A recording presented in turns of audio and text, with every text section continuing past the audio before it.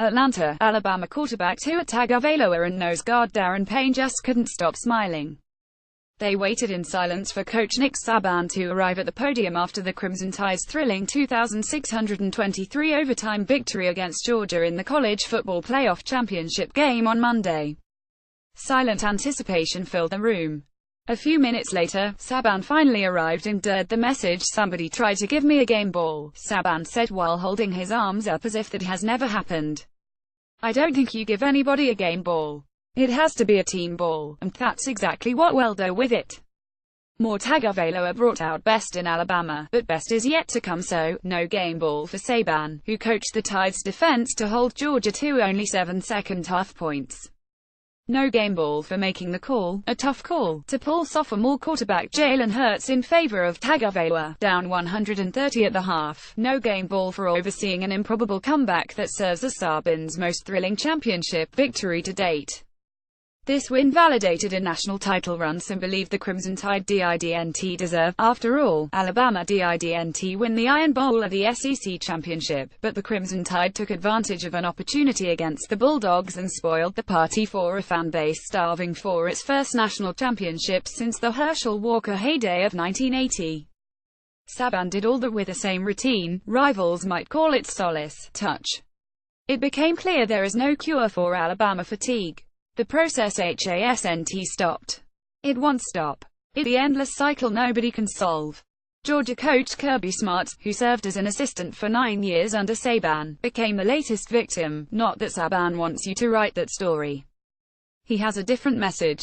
"We've never had this many games missed by starters in a season ever," Saban said. "To be able to overcome that with the next guy up, whoever it was, I think that respect and trust is something important to have in a good team. This team had that. That's true, but everybody will remember this instead." Saban tied Bama's legendary Bear Bryant with a 6th national championship as head coach, 5 of which have come in the last 9 seasons at Alabama.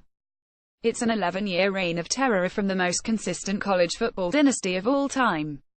And it confirms what we've known for a few years now: Saban is the greatest coach in college football history. That's our message, even if it will never be his. Nobody talks more about Alabama and Saban than SEC Network analyst Paul Finebaum. He laid it out one more time at Media Day at Phillips Arena, 2 days before the championship game. He brought Alabama back to prominence, Finebaum said. Like it or not, if you're a Georgia fan or a Florida fan, Alabama has always been the gold standard. No coach was more prominent than Bryant through a quarter-century run from 195,782. It's a stretch that produced 6 national championships. The image of a houndstooth hat represented that impossible gold standard for all coaches to chase. That's the question Saban repeatedly fields with each new trip to college football playoff. By now you should know, he hates comparisons. This answer, at Media Day, doesn't come as much of a surprise. Saban squinted, measured what he would say, then the same old message. "Look, it really doesn't mean anything to me," Saban said. "My no. 1 goal, and the thing that I don't sleep well at night thinking about is, how do we get our players in the best position to be able to go play their best football game? Whether it's how we get them motivated to do it, how we practice with them to do it, or the game plan that we put in for them to do it. Practice makes the process perfect, because it has to be. Think of the narratives that would have spun had Saban lost to Georgia. The student surpassed the teacher. Saban has lost that big game touch. Is retirement coming soon?" Saban turned to Tagovailoa to ignite a spark on offense. The 5-star freshman rallied Alabama with 2 touchdown passes to force overtime. What if all that had backfired? Saban panicked, and now quarterback controversy is in the works. The dynasty is over. More 3 reasons Alabama won CFP title game instead. That move will become Exhibit A for youth and high school coaches across the country about being prepared to play, no matter where you are on the depth chart. Saban prepared Tagovailoa for this moment, and both knew the time would come. It just happened to be on the biggest stage possible. "We go in with the first teamers sometimes," Tagovailoa said, a freshman on the offense. "We trade reps with the ones. We go in with the twos. I think preparation leading up to this point has been the key." Saban's confidence in Tagovailoa came through while Alabama was in a huge hole. Georgia had overtime momentum after a 51-yard field goal by Rodrigo Blankenship. The Crimson Tide faced a 2nd and 26 after Tagovailoa took a sack on the Tide's first offensive play in overtime. Saban had no problem when offensive coordinator Brian Daboll dialed up Seattle. 4 verticals, 4 streaks, let it rip. Tagovailoa saw Georgia in cover 2. He saw Bulldogs senior safety Dominic Sanders stay in the center of the field as freshman receiver Devonta Smith streaked up the left hash. He let it rip. 41 yards later, Smith caught the perfectly thrown cannon from Tagovailoa for the biggest play of the night, which launched a sparkling pink and white confetti explosion into the Mercedes-Benz Stadium. A few minutes later, Saban took the podium with ESPN's Rece Davis, who asked where this title ranks on the coach list of thrilling victories.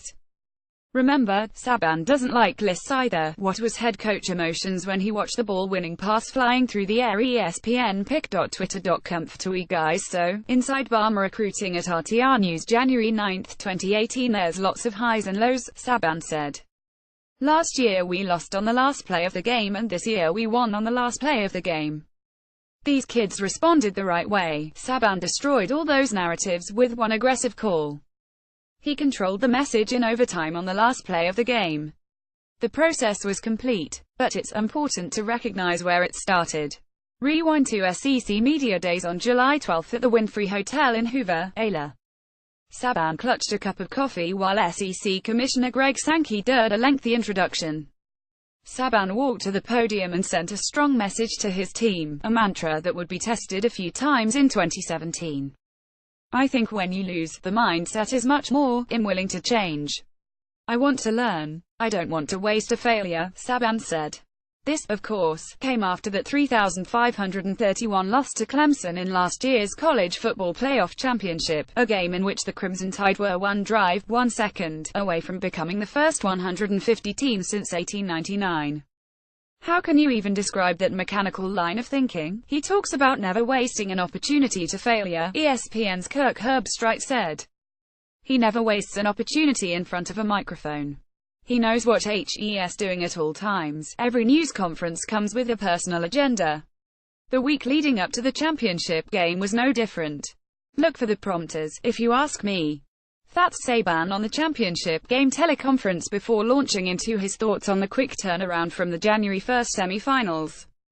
The question is, Saban opened Media Day saying the key to Monday's game would be how the Crimson Tide would slow down Georgia's running back tandem of Nick Chubb and Sony Michel. Alabama limited Georgia to 45 carries for 133 yards to 3.0 yards per carry.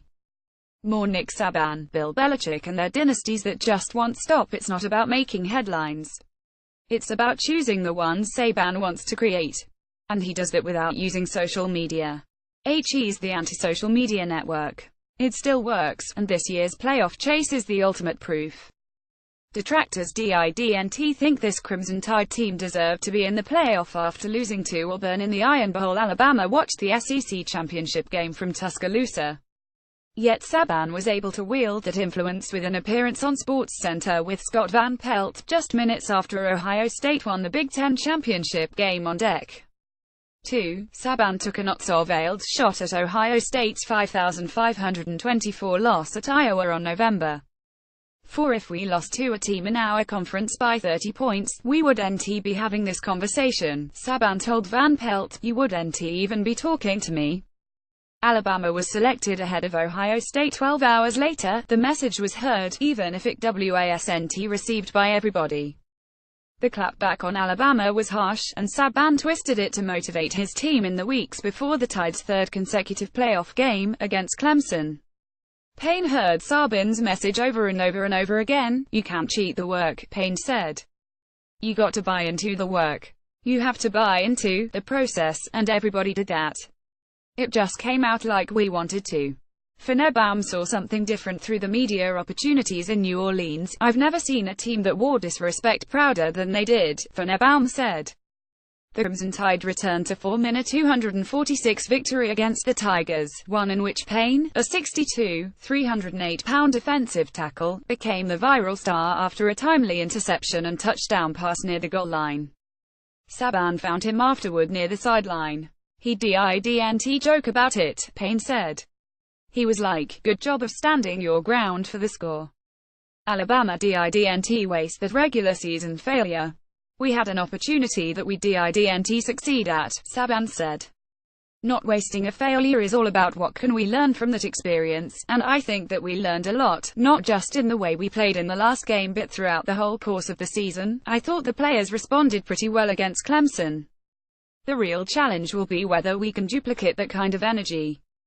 More Alabama proved it belong in crushing Clemson. Alabama did, especially in the second half and overtime versus Georgia. It puts another game ball in the trophy case. The Crimson Tide are 110 in openers under Saban. He is 71 in SEC championship games and 40 in BCS championships between stops at LSU and Alabama.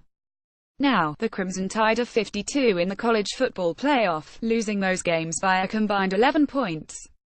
All those big game stages up, and it's clear who the best big game coach of all time is, despite the most persistent question of all: does the 66-year-old coach even enjoy it? I think he's abnormal in a lot of ways, but good ways that help him win championships, ESPN's Chris Fowler said of Saban. His intensity is focused. The only thing I would remark about his coaches when you get to know them a little bit and how they react to wins and losses, I wish Nick, like a lot of the guys, could savor victories more deeply and for a longer period of time. There are flashes. Running back Bo Scarborough placed a leather helmet on Saban's head after the victory against Florida State. Saban turned his hat sideways after the victory against Clemson. Saban and Tagovailoa even joked back on fifth on the podium with what will become the No. 1 storyline in 2018. There's an odd couple feel between the two that should easily produce at least 2 more magical seasons. Saban now has a legitimate Heisman Trophy contender at quarterback in Tagovailoa, and that somehow makes the biggest bully in college football even bigger, for years to come. That's bad news for college football. It could be even worse for the SEC. Nick Saban saved the SEC, Finebaum said before running down the landscape of the conference before Saban's arrival in 2007. That's a peculiar statement at first pass. Saban's first championship at Alabama in 2009 was the midpoint of the 7-year BCS championship run. Urban Meyer had won 2 in 3 years at Florida. Les Miles won 1 at LSU. Yet the Tide's success overwhelmed the SEC afterward. The 2018 matchup with Georgia wasn't without precedent. After all, Alabama proved bigger than an SEC championship for the second time in 7 years. The Crimson Tide beat the Bulldogs like they did LSU in 2012, leaving fans questioning what happened near the adjacent rubble of the old Georgia Dome. That's a fitting metaphor for what Saban has accomplished. The SEC remains plan at Alabama. 4 of Saban's former assistants are head coaches in the league now. In the latest spin through the coaching carousel, Tennessee and Texas A&M hired Jeremy Pruitt and Jimbo Fisher, respectively. They represented a third of the new hires within the SEC, and you can bet Saban was part of the reason those jobs were open in the first place. Which leads, of course, to Smart. He spent 9 years at Alabama as an assistant before taking on the job at Georgia. The Bulldogs appear ready to take a run at Alabama's dominance over the next few years, especially with the latest recruiting class flush with 5-star talent. That's the rivalry on the immediate horizon, but there's always another big game to chase.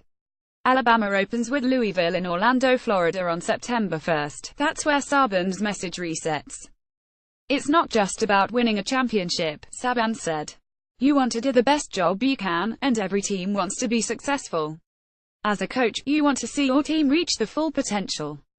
Saban might be talking to the media with that message.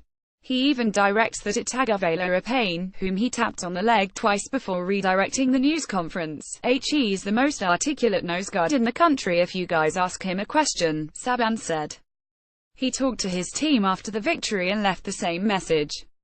They didn't waste the failure after all. The message to this team tonight after this game was, I hope you take something from this game and the resiliency you showed in this game, and it helps you be more successful in life.